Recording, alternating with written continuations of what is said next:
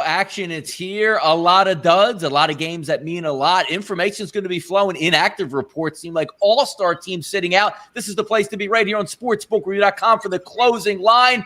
We got the three-man motion today. Once again, it's me, it's Ian, it's Jay. We are all here set for 1 hour, and I got to tell you, between us three on these shows for the entire season, absolutely killing it. We'll do the same today, giving out those free plays at the end of the show for plays of the days. But this is going to be an interesting day, one that a lot of these games don't mean much, so you really have to pick and choose. But if you do your due diligence and homework, I think there's some money to be made today. Ian, I'll start with you first. First off, unbelievable game last night between Clemson and Ohio State, which sets up a tremendous game in 2 weeks. How about that game last night, Ian, and how we doing today, buddy?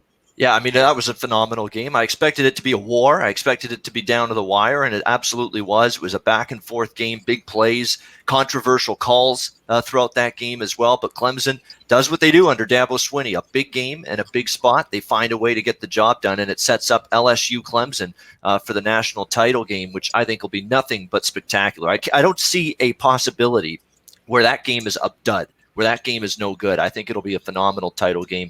Good to be with you guys. It's NFL Week 17, and I always throw this motto out when I'm doing shows this week regarding to the NFL. Must win doesn't equal will win. It's the biggest thing to remember on a day like this. Now, we're going to have some fun. And Jay, looking fresh as a daisy after a nice 10-hour shift yesterday. Probably got another 10 hours today. Jay, what are we feeling, brother? Donnie, what's up, my friend? Ian, how are we? Yeah, great day yesterday.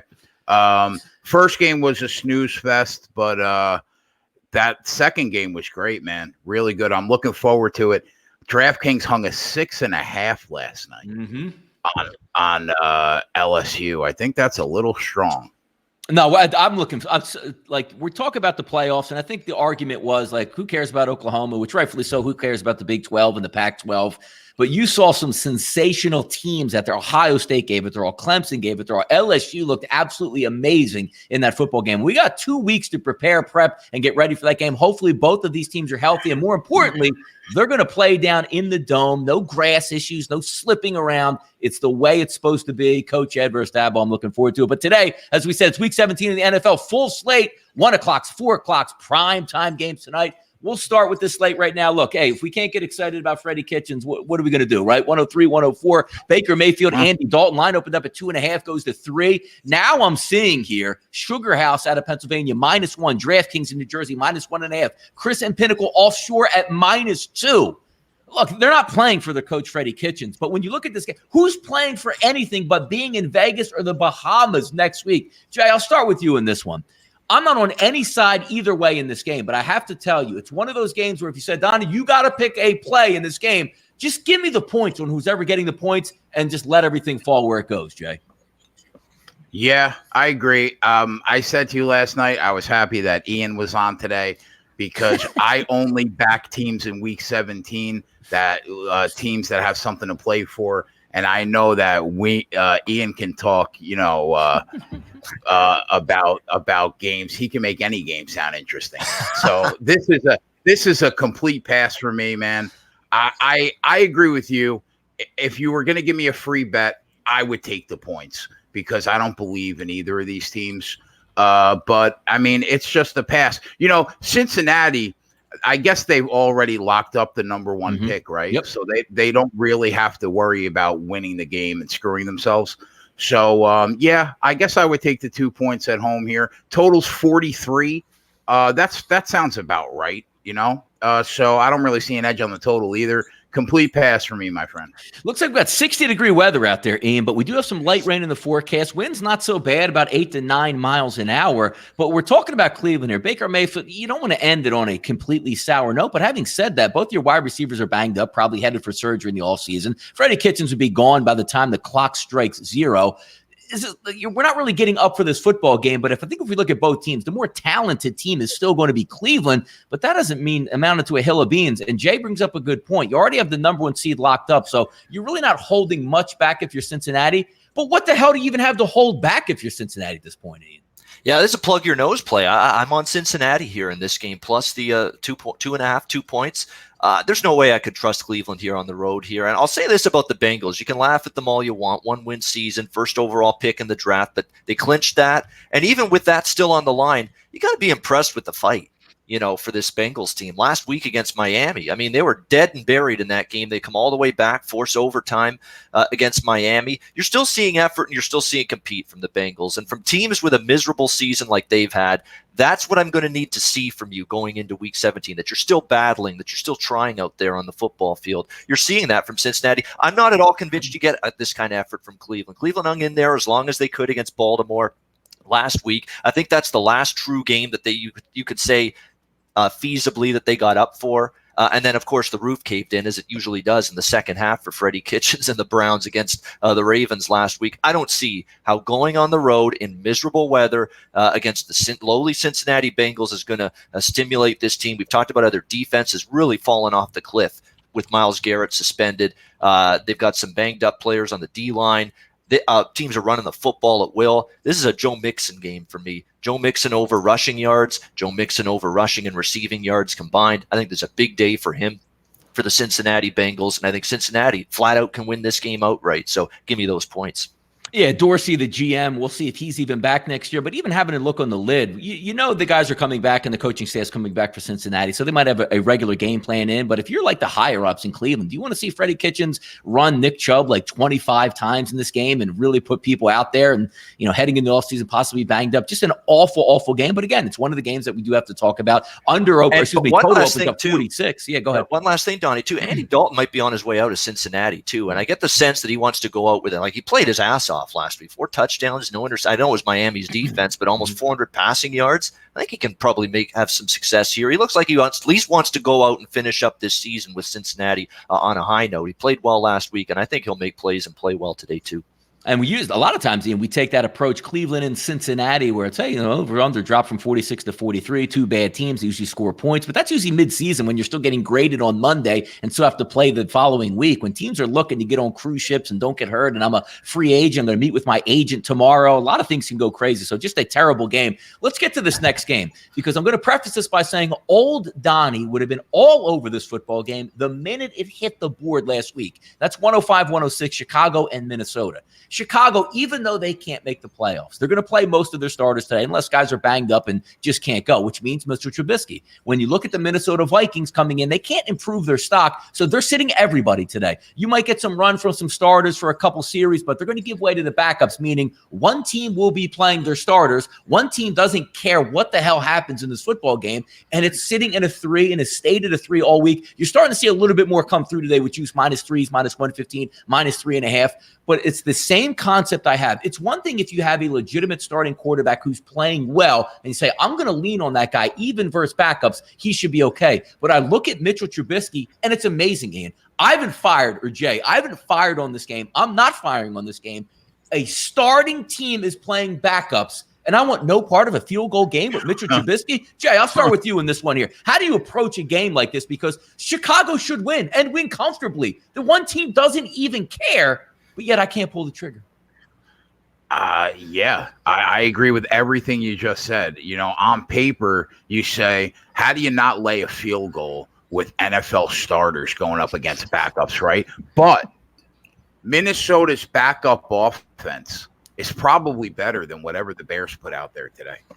That's the rub. I hate Mitchell Trubisky. I loathe him. I don't think he deserves to be a starting quarterback in this league. I said it all year on this show. If I was going to bet the game, maybe David Montgomery over props rushing, I might take a look at.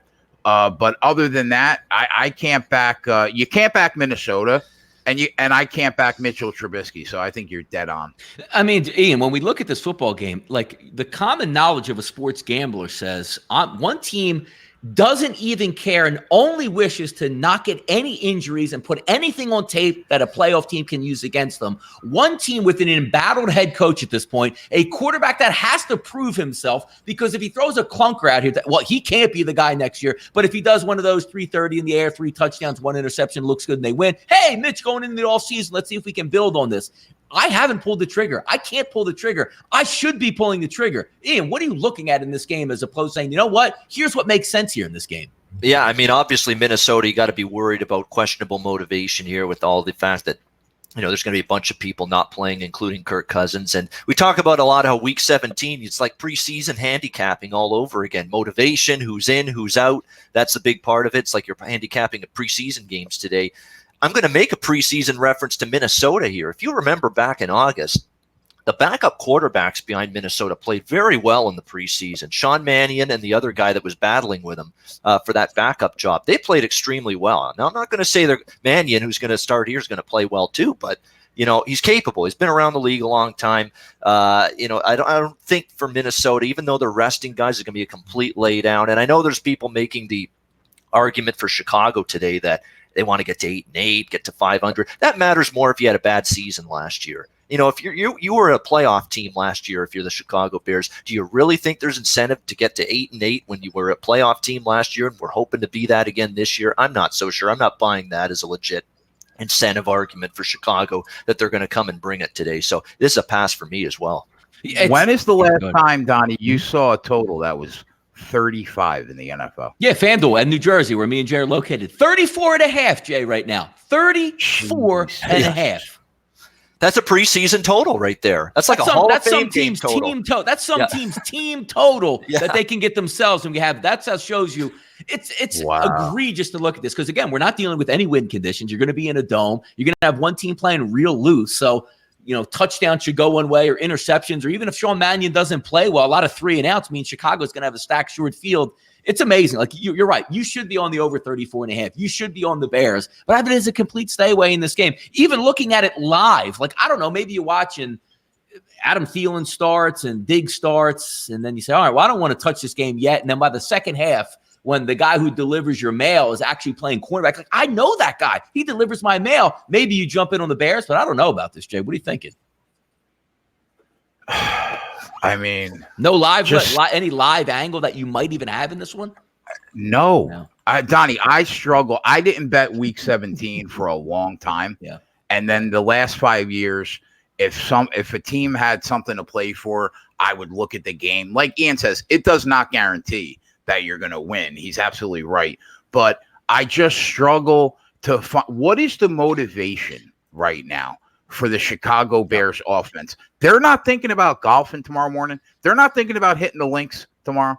I mean, I guess a 500 season, right? What are they, 7-8? Yep.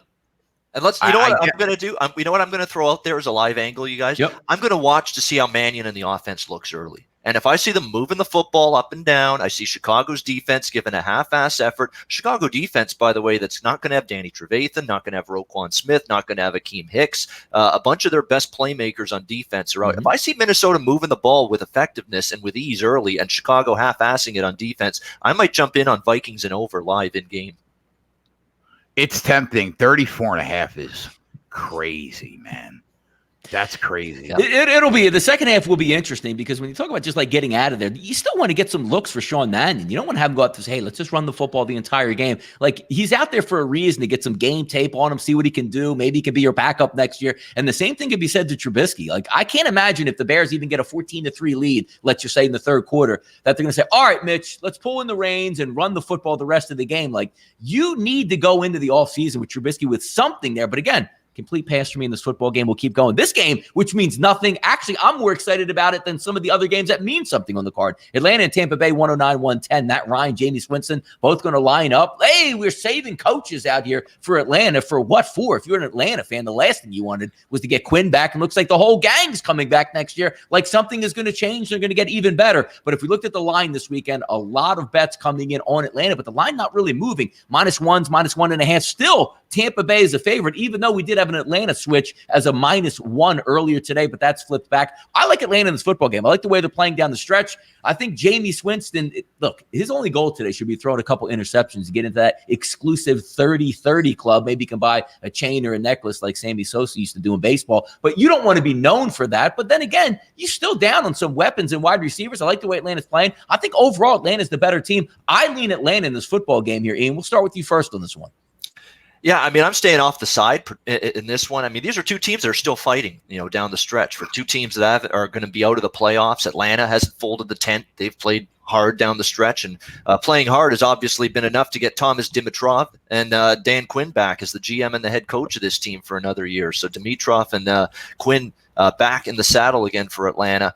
We'll see how that factors into today, but they've played hard down the stretch, even with his job security and rumors of that swirling. So you would expect Atlanta to, come with a good effort today. I think you will from Tampa too. More than anything, I see points today. I don't like Tampa Bay's defense. I think Tampa's offense, even without Evans and Godwin, proved against Houston last week they could move the ball. They moved the ball very effectively in that game until, of course, Jameis Winston decided to throw his early array of Christmas gifts in that game to the other team. 6 interceptions? Hideous from Jameis Winston. That's why I'm just betting the over, because I know Jameis Winston can play well, put points on the board for his team, and can just as easily put points on the board for the other team as well. So I think both offenses will play well. I think they'll both bring some good effort. I think we'll see points. Give me the over. Jay, high 70s in this one for the game. It's supposed to be about 77, 78 degrees from what I'm looking at. Winds not too bad in Tampa, and hot and muggy. No real precipitation to deal with here. And yes, look, Tampa Bay, even though they don't have wide receivers, Jamie's going to throw it all around the field. And you can attack that secondary. Julio Jones should be able to get off. Cooper, a tight end, should be able to get off. Even their running game, even Tampa Bay, one of the best running. They should be able to move the football. But it's a matter of who really wants to win this football game. There's no real benefit for either one of these teams to win the football, unless just heading into the offseason, hey, we want another game, because both of these coaching staffs are coming back for next season. How would you approach a game like this looking? Do you say, you know what, Jamie's he's going to do his boomer bust, 375 yards, 3 touchdowns, 3 picks, but does that lead to a victory or a loss here? You took the words out of my mouth. Anybody that's watched this show and watched me be a guest on Donnie's show all year knows I'm on the Tampa Bay team total over. I hit it 80% out of the last 13 weeks. They continue to hang. It's 23.5 right now at DraftKings. And if we know anything, we know that Jameis Winston is going to throw 3 touchdowns and 3 interceptions. Exactly what you just said, Donnie. So it doesn't matter who he's throwing to. It seems like he's pulling kids from the parking lot that are tailgating, and they're still and he still throws 4 touchdowns, the kid. So you know what? I from a side angle, I would probably side with you, because that Tampa Bay Buccaneers passing defense is so horrific. You're not guaranteed. Even if Tampa Bay scores 30, the Falcons could easily score 35 in this game, because that's just the way. You know, when you look at the production that Jameis Winston has put up this year, and then you look at the fact that they are a 7-8 football team, you know, it's because of how bad that defense is. Now, I'm not completely sure of his contract, but I think his contract's up, right? So Jameis Winston, now free playing, agent. Yeah. Right. So he is now playing to prove he's still a starting quarterback in this league. He impressed me this year. Like you said, I know he's boomer bust, but man, the kid's talented. It's just his decision-making that ends up fucking him every week. So give me the Tampa Bay team total over for the 13th week in a row, over 23.5. Yeah, it's hard to really dispute that. But with Tampa Bay, obviously, Bruce Arians is an offensive mastermind. He can get quarterbacks to play well. If I'm Tampa Bay, I let Jameis throw it all over the lot, and then I tell him, wish him good luck and wherever he goes next year, and sayonara, and I'm on to my next quarterback here. Is that something that might play into it here? Or even, because you're talking about a lot of psychological stuff, do I come back in Tampa Bay? Do I embarrass myself and make the 30-30 club today? Or do I go out here on a high note with a win and feel good? I mean, it's some interesting, capabilities here. Yeah, I think the pass completions over prop with Winston's pretty good one to look at here in this game. Because I think Bruce Arians has been a 65-35 split in terms of pass to run all season long. There's been a more pass-heavy Tampa Bay Buccaneer offense. I don't think that's going to change. And I was impressed. Rashad Perriman, who's been elevated now to a number 1 receiving role with the injuries. He played well last week. Justin Watson stepped up in a number 2 receiving role, had a really good game last week. The tight ends, Cameron Braid, O.J. Howard, I thought they played well against Houston last week. There were some other guys that stepped up in that passing game, and I think they're capable of doing it again today. Yeah, over dropped a little bit, opened up that 49.5, 50.5 range actually at Chris. Now we're seeing those 49s across the board. Again, Jay brings up a good point. When you look at Tampa Bay, it's not an under. You don't look at Tampa. Oh, man, I'm trying to find a way to take that under with Tampa Bay. And always the adage goes in this game, it's 4th and 3. You're on your own 48-yard line. Oh, we punting today? No. So if they get the first down, awesome. If they don't get it, again, awesome for the total. So we'll see how it pans out. New Orleans and Carolina, terrible football game here. Will Grier has shown absolutely nothing. Over-under opens up. This tells you all you need to know here, right? Opens up at 48, dips down to 44 because you're looking at that Carolina footage going, all right, they want to get McCaffrey the record, but outside of that, they're really going to function. So if McCaffrey needs a couple hundred yards, let's just say, I don't know, 200 total yards in this game, don't be surprised if Carolina ends up with 201 yards today because they're just trying to get McCaffrey the record. The Saints just need to win. They don't have to put lipstick on this game. Hey, we won by 40 points. That's really going to help us. No, you win, then you watch the scoreboard.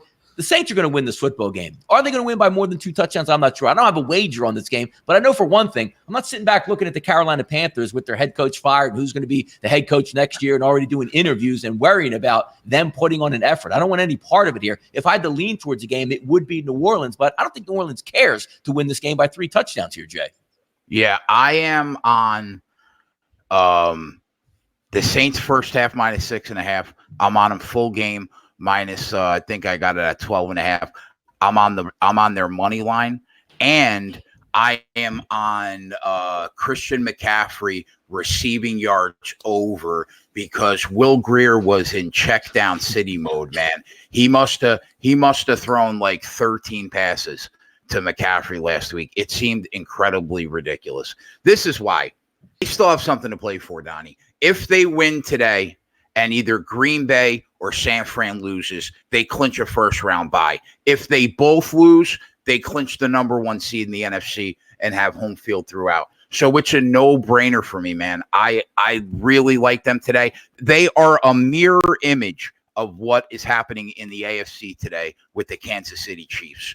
The Carolina is garbage. Do I think Will Grier can be a potential starting quarterback in this league with a year or two to really learn? Yeah, I mean, we saw at West Virginia, he's capable of making all the throws. It's just about him learning. In his second career start against a top 10 defense, everybody forgets because the Saints break an individual NFL record every week on offense. What gets lost is how good that defense is. They're still a top 10 defense. And I think Will Grier's in for a really long day. But I think, you're good on that Christian McCaffrey receiving yards over today, because if he does what he did last week, you'll cash it in the first half. Yeah. So those are the looks. No, definitely. I mean, it's a game that we don't really want to spend all that much time on, but it is interesting to bring up because you're right. New Orleans, the good thing about it is the San Francisco game is later, so they can scoreboard watch with Green Bay, and they're still going to have a vested interest, of course, if San Francisco gets beat tonight as well. So they'll be all in on this game. I just don't know how much firepower, because, again, we're talking about games where if you get up 21-3, is Carolina really going to drive down the field in the last couple minutes of the game to punch one in for good old time's sake? I don't know if that's going to take place or happen, but let's talk about a game that's going to have some interesting waves here. And also, when we talk about Week 17, these are the ones that make me laugh, because there's another game that we're going to talk about in just a little bit, the Houston Texans, where the coaches come out on Monday. We play to win. Whoa. We play to win. Momentum is everything heading into the playoffs.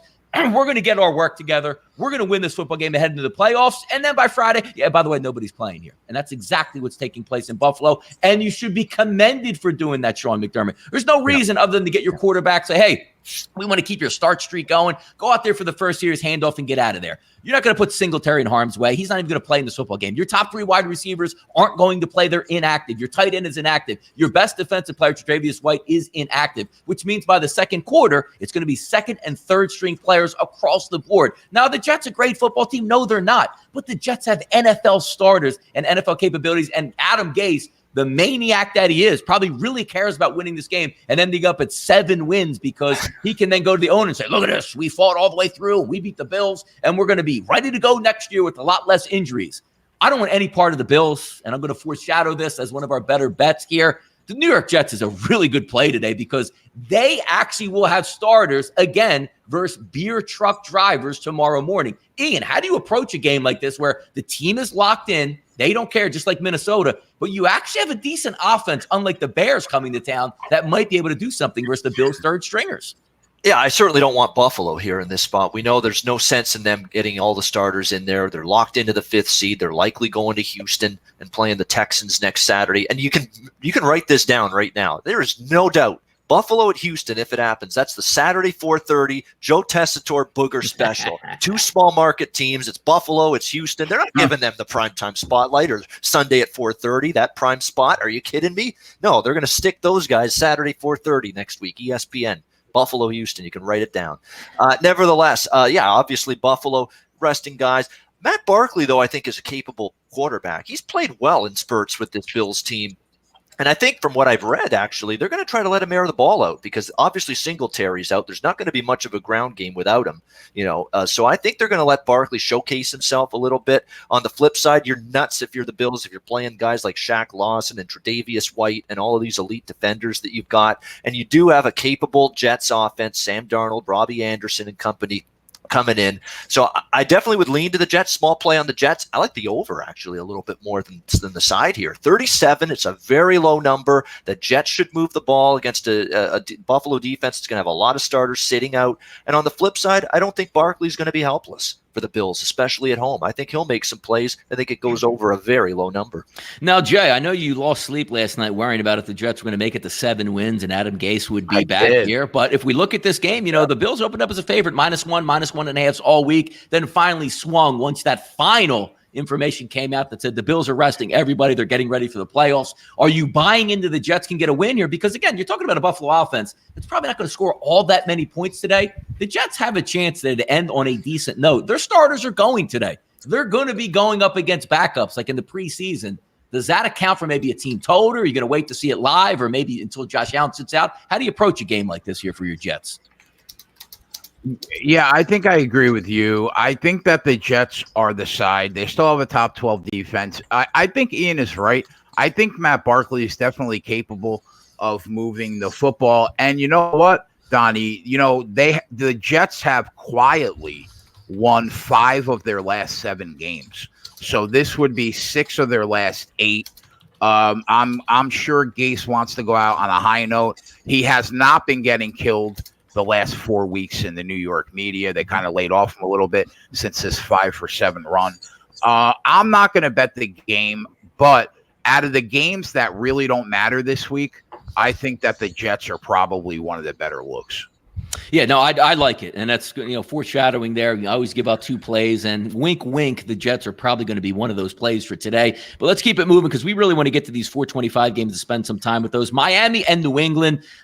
You're hard pressed to find me to say New England's going to lose this game. But again, we are gamblers here. It's not about New England winning this football game. We're not giving out money line New England in this game. They're favored by 17 points. So in theory, you're going to have to win by 3 touchdowns. And we always look at the New England offense like, how the hell are they going to win by? Look, they struggle scoring 3 touchdowns, let alone winning by 3 touchdowns. And you do have Fitzmagic, who maybe not in the first quarter, second quarter, third quarter, but maybe when the game is already nailed in for the New England side and subs come in, maybe Fitz throws that late touchdown pass to get inside the number. I have a 2-pronged attack in this game. If I'm looking full game, I'm probably a little bit interested in the Miami Dolphins here, even though I don't love it. But the first half, early in the week when we did the Audible show here right on sportsbookreview.com, I liked the 9.5 first half for the New England Patriots. I just think they run them up. I think it's like a 17-3 score at the half, but I don't want to be going against Fitzpatrick in times that don't matter. Him and Drew Brees are unbelievable when it doesn't matter in football games. I'm going to stay away from that. Ian, I'll start with you first in this game. It's a high number for New England. They still have a lot to play for in this game, but the question is, are they going to run it up in the second half, or does New England go, you know what, it's playoff time, we're going to run the football and run the clock out here? Yeah, that's why I would lean under the total in this game, because I think when New England gets up by a big margin, and I think they will at some point, it's going to be run the football, kill the clock, get out of this game, and let's move on to the postseason. I think that's the mindset here for Hoodie going into this game for the Patriots. And Miami, I know they fought. I don't know why they have battled so much the way they have. They screwed themselves out of the best draft pick they could have gotten. But nevertheless, they are competing to the point where I'm leery laying 17. But I'm not sure I'm in love with taking this underdog here against Miami. This is going to be a game where I'm not sure on the road against a good defense. I don't trust Fitzpatrick. He's faced it on a lot of weak defenses lately. This ain't one of them. So it's a pass for me with a slight lean to the under. Jay, looking at this game, opened up over under 45s, 43s, still sitting in that same range, 44.5 at FanDuel, 45 offshore at Chris. But that line is going up from 16 to 17s, even at Pinnacle right now offshore, minus 17.5 for New England. Miami hasn't shown up all that much on the road here, but we're taking a look at New England and what it means. Again, it's like the New Orleans situation. They just need to win. But again, we're not talking about a line of 4, 7, or 9.5 points for the game. They got to win by margin of roughly 3 touchdowns in this game. Can they do it? And what does Miami present? Are they excited to go to Foxborough and mess around before they hit their offseason?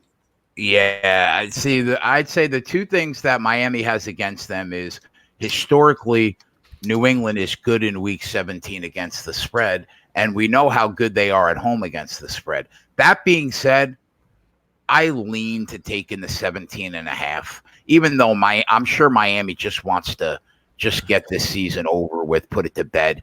But I would say your look in the first half, whatever it was, 9.5 on the Patriots, I don't think that's a bad look. And I also don't think taking the 17.5 at Pinnacle is a bad look, because Fitzmagic could definitely get you through the back door in the fourth quarter. No, I would agree with that, but I don't really like the only outside one is is New England first half, but outside of it, you're just asking for them to come through. But again, New England is not this team that's going to have like circa Randy Moss, like, hey, we're going to have 3-play drive, 76 yards and a touchdown, which you can do against the Miami defense. They're going to get that ground and pound, run the clock, 7 or 8 minute drive, score touchdowns, where it's only a matter of in the second half, does Miami have the football that's inside the total, and B, does New England even care about that point? So we'll keep it moving along here. 123, 124. Green Bay and Detroit. Another game that we're looking at. Green Bay should win this easily. Favored by 13. Line opens up at 10, 11, or 12, depending where you're shopping at. But now just short of 2 touchdowns. Over-under opens up 43, 44 in that range. Still sitting in that same spot. I'd be hard-pressed to figure that Green Bay is going to lose this game. But that same type of approach I have is you're on the road. It's 2 touchdowns. Yes, Detroit does stink. But if you are the Green Bay Packers, are we worried about hitting the 35-point number and really putting this football away? Or is this one like, look, let's control this game. Let's just get out of here. Let's not get injured. And let's head to the playoffs. And maybe we end up with the number 1 overall seed. Ian, I'll start with you first in this game. I don't have much interest in this game overall. But, David Blow and the offense and Detroit, let's play hard because it's Green Bay. I don't agree with that. I think Green Bay wins this game, but I'm not willing to put my money on this one here. Yeah, we're half hour before week 17 kickoffs. I mean, if you're betting these games right now, where you think you've got an edge over the odds maker because A, we need the game, B, we're resting guys or whatever, you're kidding yourself. You're flat out kidding yourself. The odds makers know, and the betting markets have already pushed some of these games up even further. So, with these teams like Green Bay and Tennessee and New Orleans and teams like that, I honestly think that the full game, there's no value to be had anymore. You've got to look maybe first quarter, first half in a lot of these situations. I think that's a good look with Green Bay. First quarter, I believe, is -3. First half, -7. I did bet a little bit of that. I think they'll come out strong.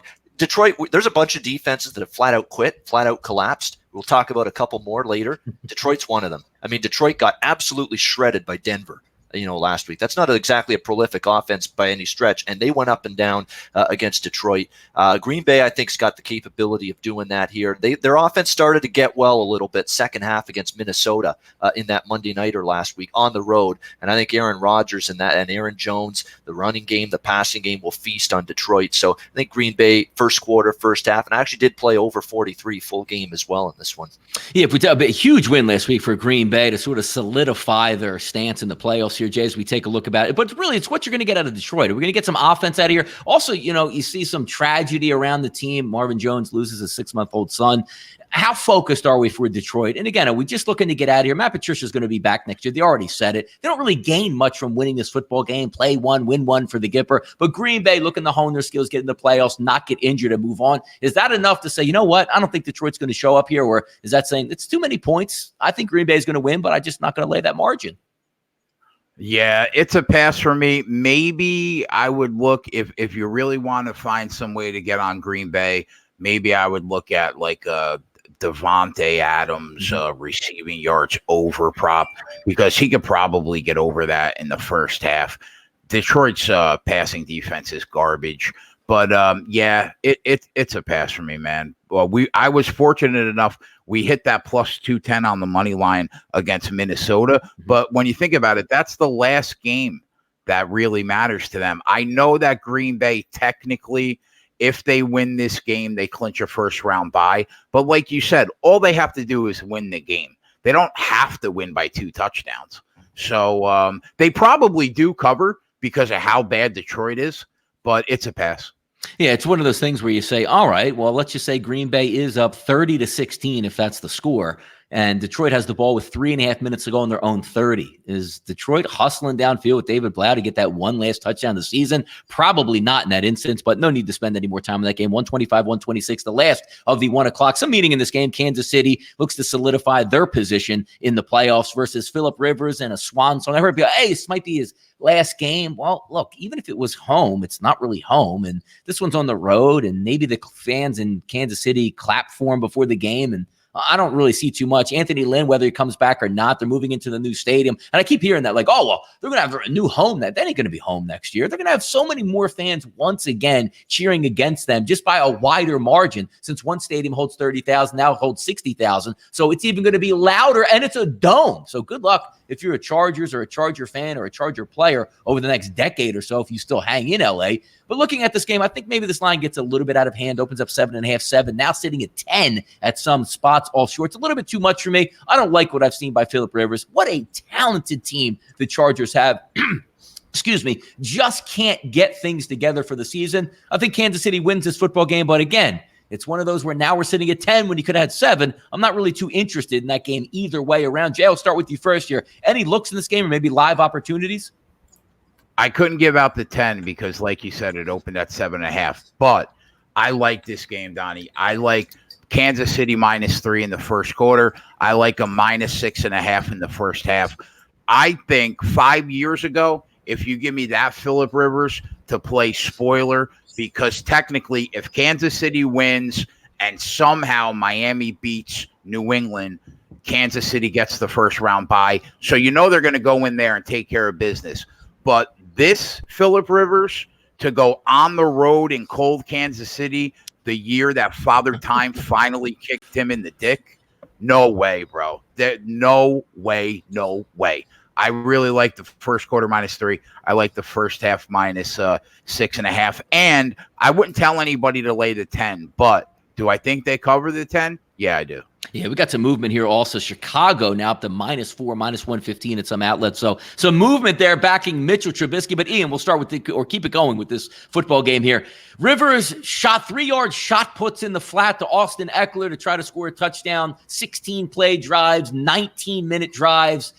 I can't stand this team. It's time for them to move on from Phillip Rivers and sort of get into the future with a quarterback that can throw longer than 10 yards, because I always get a laugh out of the Chargers, Ian. I don't know if you do. When it's like 3rd and 9, I'm like, dude, Rivers can't even throw it to the first down mark. I don't know how they're going to get it. How do you approach this game where, hey, maybe a legend is out of town? They don't care, do they? Did the Chargers care, Ian?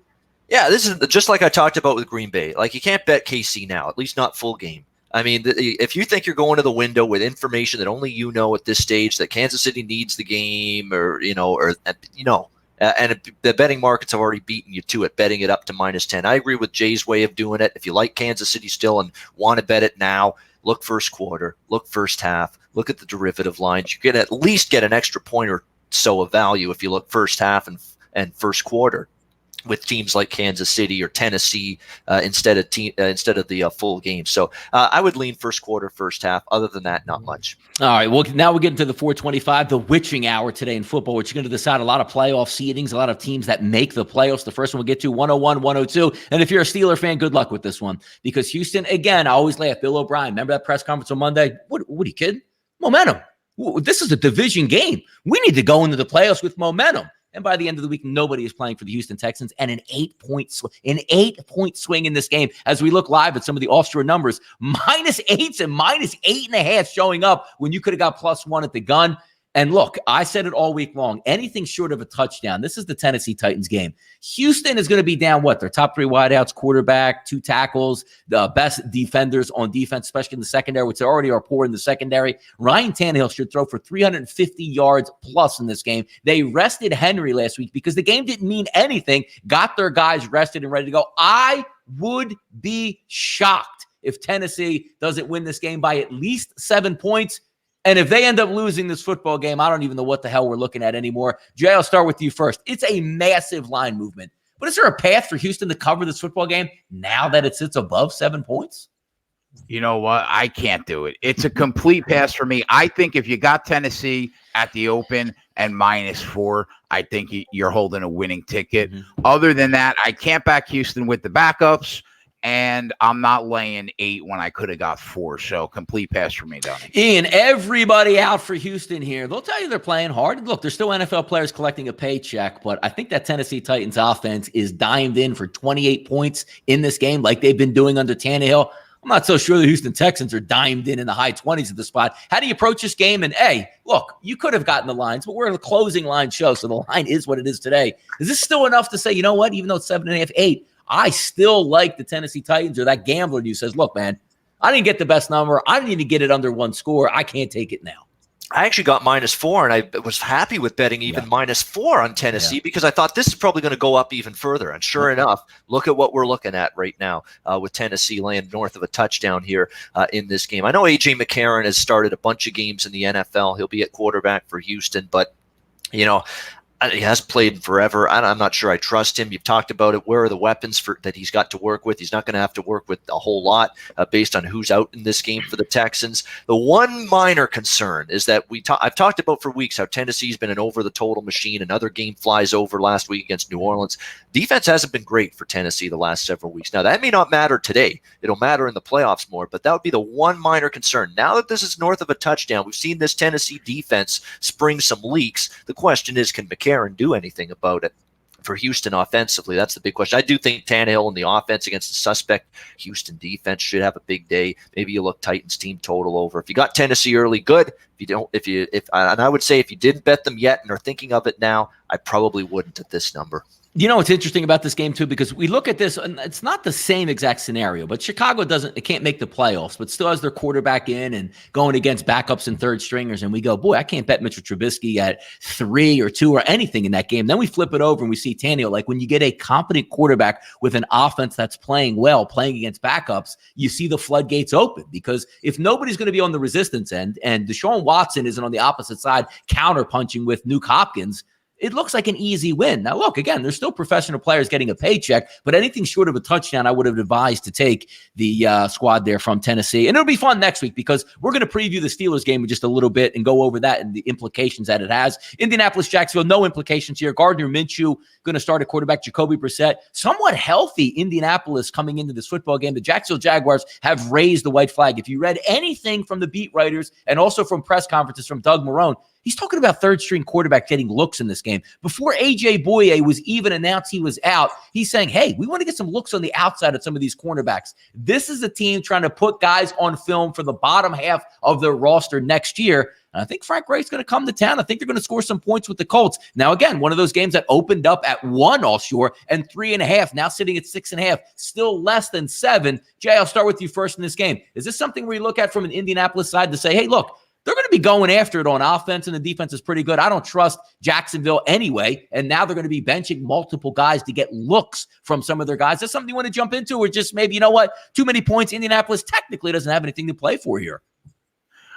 Yeah, you know, I think if you're really gonna see third string guys to get on tape for next year, I think Indianapolis is probably live to cover the 6.5. But my one concern is Jacoby Brissett has not looked like the quarterback on the road that he has indoors at home. So, you know, that total dropped 3 points from the opening line. I think it could be a little too low now. I would maybe lean over the 41 because, you know, if Indianapolis can do what they do at home offensively in this game, especially against backups, if that's the route that Marrone's going to go, I think that they can get up and over the total. I think maybe it dropped a little too much. Yeah, no, I mean, it is a low total, and you're going to have, you know, again, we always talk about these games. Are we punting from midfield at 4th and 3? Probably not in this game. I haven't checked the latest here, but this is a 4:00 game, so it looks like Leonard Fournette's probably not going to play in this game either, which when you say, they say, oh, I don't know about the total, but that should help the total because what's your path to victory? Let's ground and pound with Fournette. If he's not there, are we grounding and pounding anymore? Just going to, you know, Minshew, you're a rookie. Open it up. Who cares what happens? Let's see if we get you some confidence for the next year rolling in. And when we take a look at this game, you know, even with the total, are you interested in a side total or any pathway for you in this game?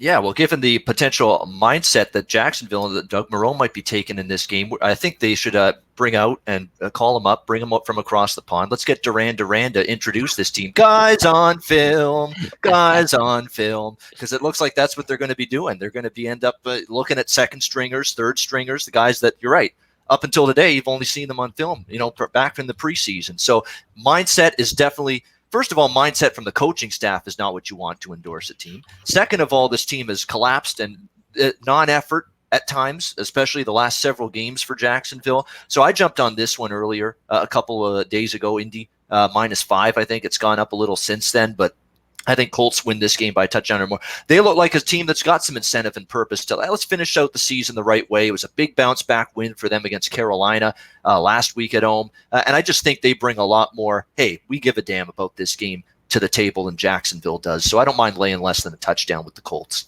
Yeah, let's keep it going here. Dallas, which has some implications here for Philadelphia, gets more injured by the day. Looks like Zach Ertz now going to be out for the playoffs with a lacerated kidney. And I look at Carson Wentz and say, man, are they just lining up obstacles after obstacles? We'll get to that game in a minute, but let's talk a little bit about the Dallas Cowboys in this game. They're at home. Their offense usually motors at home. They were terrible last week in Philadelphia. You got to give some credit to the Philadelphia defense in that game, but now you're going up against a Washington team who has been not a great defense all year, and over the last 4 weeks lost every single starter they had in the secondary and just signing random guys off the street to try to get after it. This game means nothing to them. Callahan's not going to be their coach. Bruce Allen's probably going to get fired. This is one of those trips where everybody is making a business decision on the Washington Redskins. But having said that, you didn't like what you saw from Dallas last week. Jerry Jones got that hot plate out here. And the one thing that gives you a little bit of a glimmer if you're the Cowboys is the Eagles aren't playing the Washington Redskins today, who are dead on arrival. They're playing a Giants team that can fight with a line that's probably going to close between 3 and 3.5.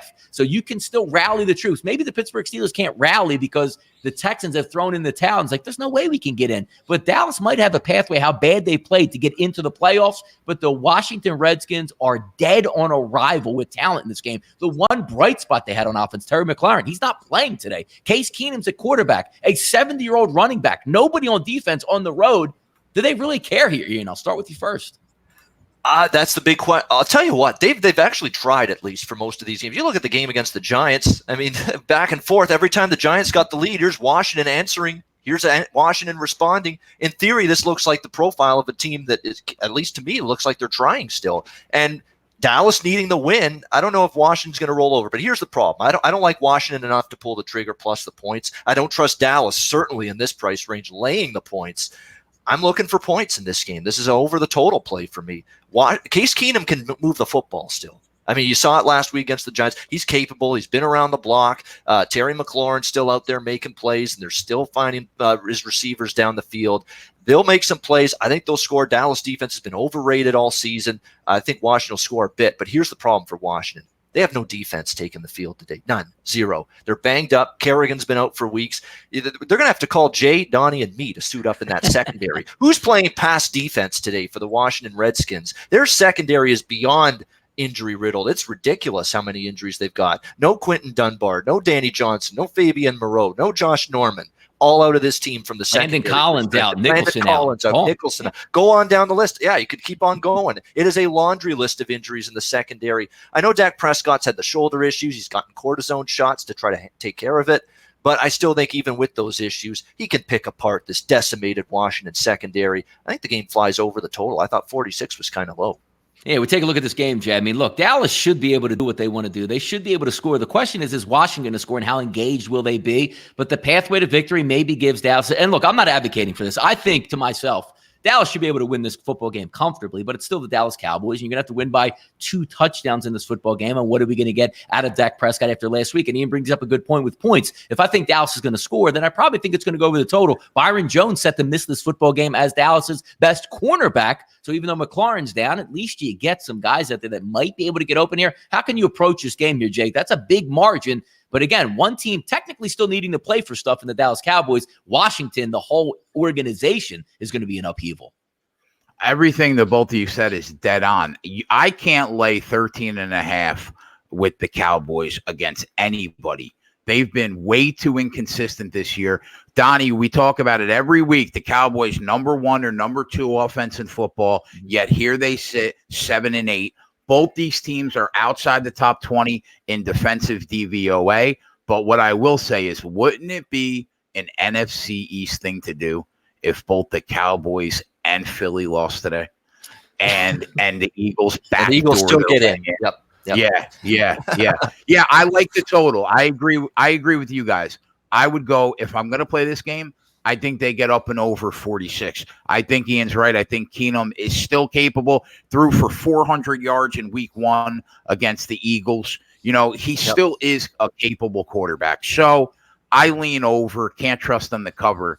But man, that NFC East is a shit show. Yeah, look, again, it's one of those games where I can't see any pathway to victory for the Washington Redskins, like at all in this football game. But hey, it's NFL, and again, they are professional football players. Let's move into another one. 115, 116, 425, lined up the same time as the Washington Redskins and the Dallas Cowboys. Philadelphia Eagles, it's Carson Wentz and nobody. He has no help. Miles Sanders come on in the back end of the half of his rookie season. He's been fantastic. Zach Ertz, who's 100-catch receiver, obviously playing at tight end. He's not going to be here, and he's done for the playoffs.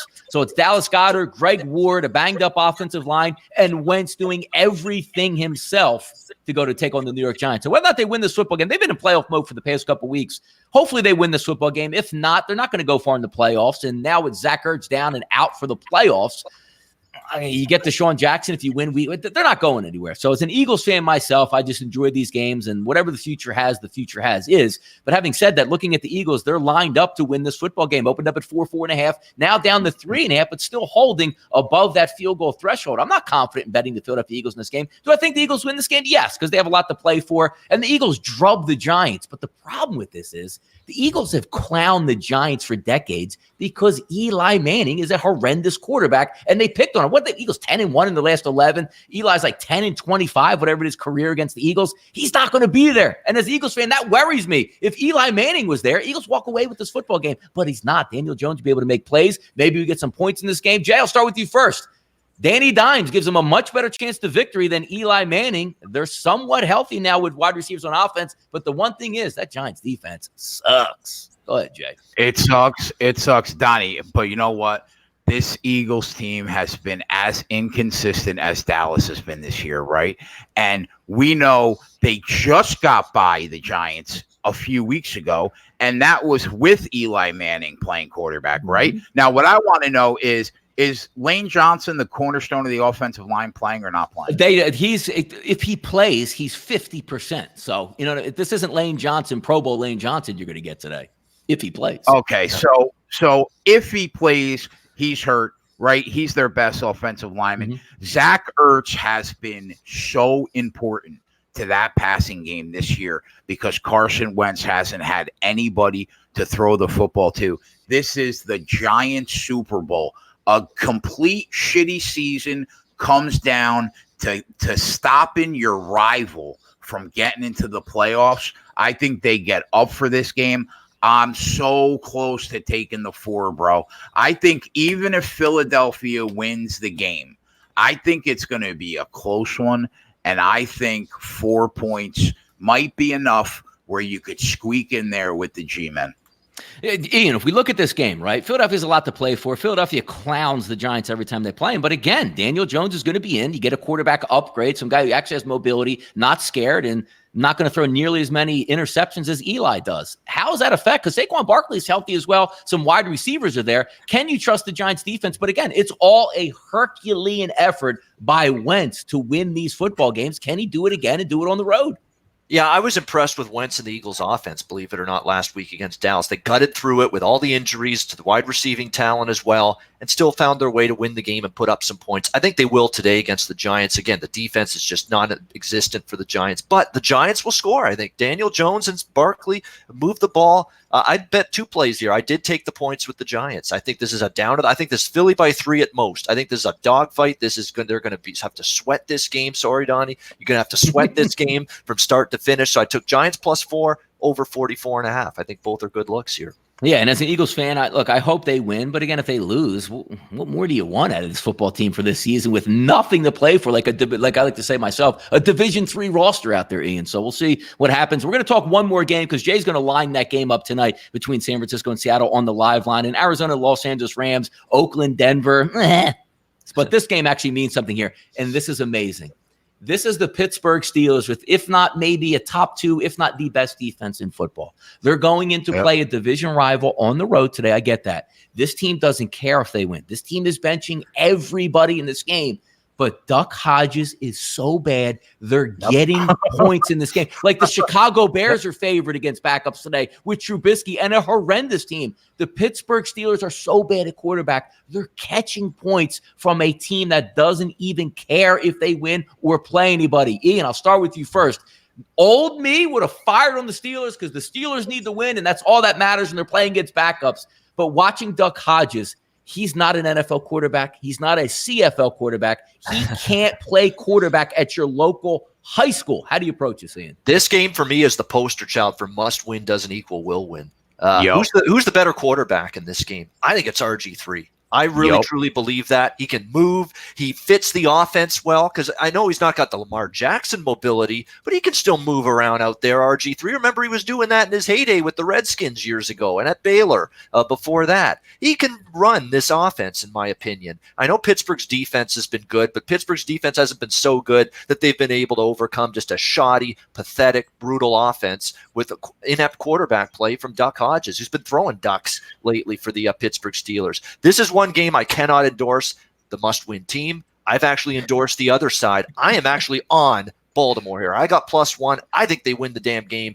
and end the Steelers season. Even with some guys out, they would take no more pleasure than ending Pittsburgh's season right here today. Yeah, the good ship lollipop, Duck Hodges out there just throwing lollipop rainbows. Loved it. When I was in high school, if you threw it like a punt pass, that ball was getting intercepted. So you say, hey, let's lean on the run. James Conner looked really good in his time last week versus the Jets, but he is made of paper mache as well, not playing in this game. Duck Hodges is going to have to throw you to victory. And even the backups and John Hope, they're going to be excited. They would think it'd be hilarious to beat the Steelers in this football game. And we'll see if it takes place. But old Donnie would have fired on the Steelers. New Donnie says, I ain't taking Duck Hodges, Jay. Yeah, I mean, I think Ian summed it up perfectly. I agree with everything he said. I think RG3 is the better quarterback. We know that this offense is tailor-made for a mobile quarterback. I think it's plug and play. You throw RG3 right in there, and I think it should be seamless. Listen, man, you're right. The Steelers' defense is legit, right? But Football Outsiders right now has the Steelers as the worst offense in football. Mm-hmm. So I agree with Ian. If I'm playing it, I would even lay the point. You could have got one the day before yesterday, I think. But, I'm not playing the game. But I think Baltimore probably wins this game.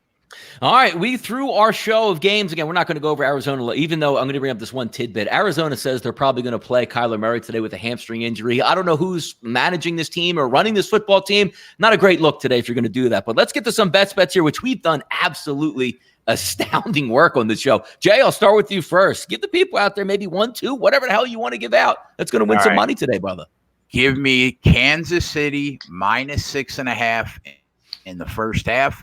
And give me that Tampa Bay Bucks team total over 23.5. Ian, hit it, baby. What do we got? Play today. Plays of the day. Quickly, the two games we didn't hit on. I am on Arizona plus the points, regardless of the quarterback. I'm not trusting the Rams to show up in a dormant environment, even at home, with their season over. And Denver. I laid the 3 with Denver there. For best bet, Atlanta, Tampa Bay, over the total, 48. We like that one quite a bit. Washington, Dallas, over 46.5 in the late game. And I'll go with one more. I'm going to throw it out there. Yeah, it's a best bet. It's Cincinnati, plus 2.5 against Cleveland. I'm going for it. God damn it. I like it.